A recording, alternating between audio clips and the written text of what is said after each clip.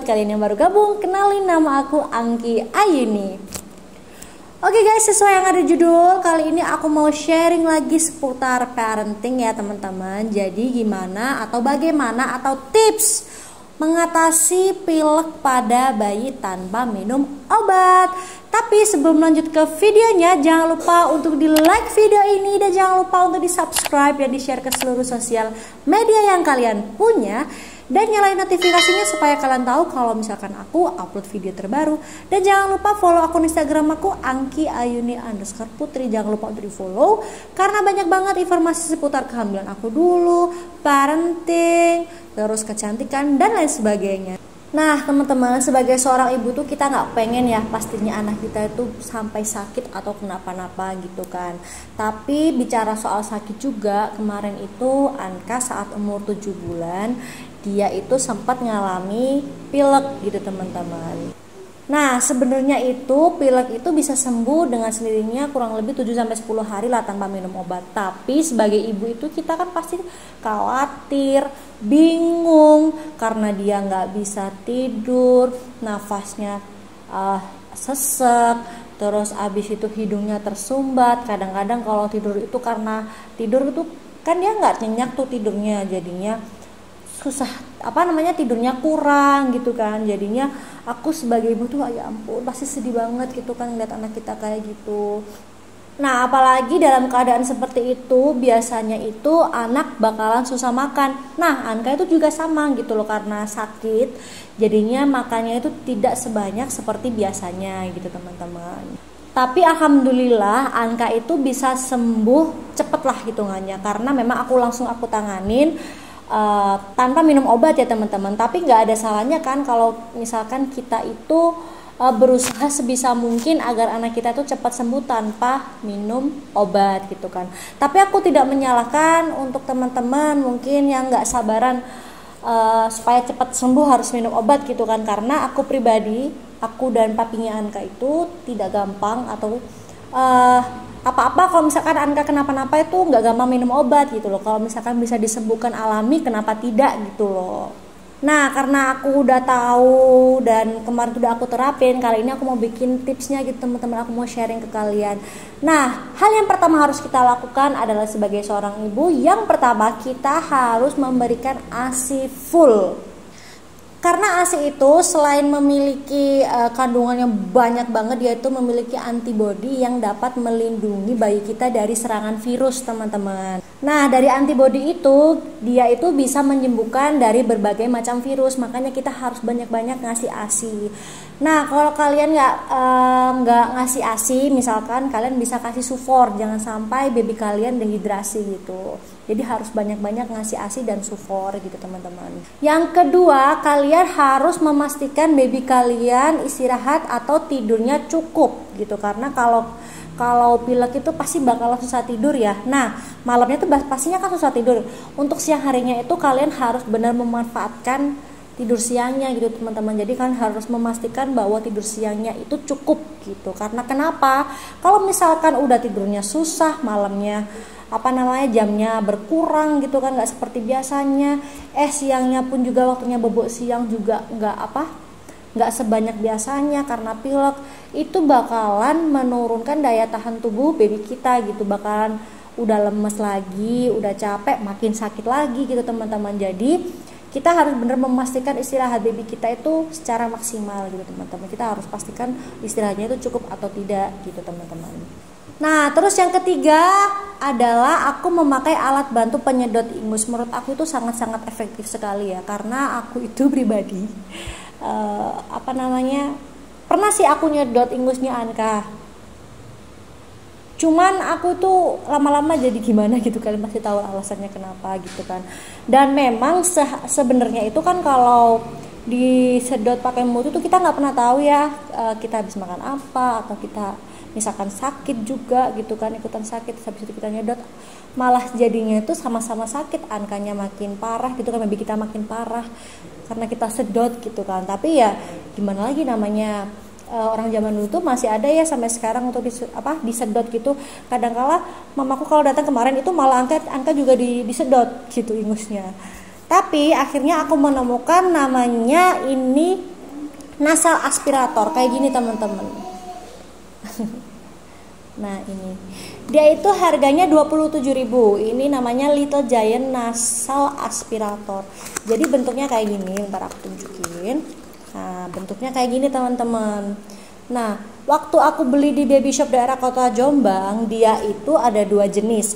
Yang pertama jenis ini, terus yang kedua ada selangnya gitu, jadi bisa dimasukin 2 sisi gitu loh. Jadi kayak pompa gitu modelnya.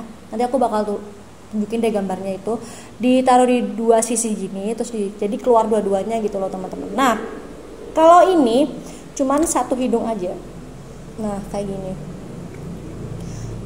Menurut aku kenapa aku nggak pilih yang 2 itu, karena aku sempat nggak kepikiran itu papinya. Jadi kemarin tuh waktu beli bilangnya gini, mending beli yang 1 aja karena jaga-jaga kalau misalkan beli yang 2 itu nanti takutnya Anka nangis atau dia nggak nyaman gitu kan. Dan ternyata bener, 1 aja dia tuh bisa nangis gitu, apalagi 2. Makanya untung aja beli kayak gini teman-teman. Tapi tenang aja teman-teman, kalau misalkan baby kita nangis, tapi lama-lama dia nggak bakalan nangis gitu, cuman memang agak kesusahan gitu ya. Dan ini sangat-sangat membantu gitu teman-teman. Terus untuk cara membersihkannya atau cara intinya membersihkannya ini gampang banget karena di sini ada petunjuknya teman-teman. Terus tips aku juga kalau misalkan pakai penyedot ingus ini gitu kan, yang model kayak gini itu lebih baik kalau pas mandi gitu kan. Nah kalau mandi itu kan baby kita pakai air hangat. Waktu pilek itu aku air hangatnya itu agak dibanyakin dan agak sedikit panas gitu kan, karena supaya ada uapnya gitu kan. Nah pas mandi itu teman-teman ingus tuh kan bakalan keluar karena udah kena air hangat gitu kan. Biasanya dipijat-pijat di daerah punggung gitu kan, di sini. Itu nanti ingusnya kan keluar. Kalau disedot pakai ini tuh, wah enak banget teman-teman. Emang agak susah kalau misalkan dalam keadaan kering, makanya kalau basah itu jauh lebih enak kalau pakai ini teman-teman. Kalian mesti coba kalau misalkan baby kalian mengalami pilek gitu teman-teman. Terus yang keempat, yang keempat ini kalau misalkan di ruangan kalian memakai AC seperti aku, nah usahakan kalian di ruangan kalian itu memakai pelembab udara atau humidifier kan. Humidifier tuh banyak banget macamnya, dan kebetulan waktu itu aku memang punya saat aku hamil gitu kan, jadinya bisa dimanfaatkan sekarang gitu. Karena waktu aku hamil itu juga kalian bisa lihat linknya di sini, itu keperluan wajib yang harus kita punya selama hamil gitu kan. Itu bisa aku manfaatkan kalau misalkan aku pilek gitu kan, waktu aku sakit atau pusing karena nggak bisa minum obat gitu kan. Dan itu bisa ditetesin essential oil gitu. Nah essential oil itu kan macamnya banyak banget. Dari essential oil itu fungsinya pun juga berbeda-beda, terus kegunaannya juga berbeda-beda, harganya juga beda-beda gitu. Jadi sesuai kebutuhan aja. Kalau misalkan lagi pilek adalah essential oil yang kandungannya seperti ini gitu teman-teman. Kalian juga bisa browsing, dan banyak banget essential oil juga di luar sana, di online shop dan lain sebagainya. Tapi saran aku teman-teman, kalian harus bener-bener bisa memastikan bahwa essential oil itu asli ya, ataupun humidifier atau pelembab udara teman-teman. Jadi kalian harus memastikan bahwa itu memang bener-bener produknya asli gitu teman-teman. Karena gini, kalau misalkan kita itu pakai AC gitu kan, kalau orang lagi pilek aja minum AC, pakai AC tuh malah hidungnya tuh malah makin mampet, malah nggak bisa nafas gitu. Iya kalau orang dewasa bisa kita keluarin, nah kalau bayi kan nggak bisa dikeluarin gitu, makanya kasihan gitu teman-teman. Makanya saran aku bisa pakai pelembab udara gitu. Terus yang kelima yaitu kita harus memposisikan baby kita itu saat tidur, kalau nggak miring ya bisa kita kasih bantal agak tinggi gitu teman-teman, supaya bisa nafas. Nah kalau misalkan babynya nggak suka pakai bantal seperti Anka, kalian bisa tidurkan miring gitu teman-teman. Terus yang keenam aku pakai ini, kelihatan nggak? Nah ini itu Cesa Choke and Flu. Nah Cesa ini macamnya banyak banget. Nah ini harganya masih ada kok. Harganya 39.000. Nah Cesa ini macamnya banyak banget. Ada yang untuk tantrum, ada yang untuk apa gitu, kurang banyak kok. Kalian bisa lihat searching gitu. Dia itu modelnya roll teman-teman, aku tunjukin. Nah kayak gini, modelnya roll kayak gini. Dia tuh baunya tuh enak banget, nggak kayak apa roll on pada umumnya gitu kan, karena dia untuk memang dikemas untuk baby, jadi memang dibuat senyaman mungkin gitu. Nah ini aku bacain ya, kegunaannya itu yang warna biru ini membantu meredakan flu dan batuk pada bayi dan meredakan hidung tersumbat.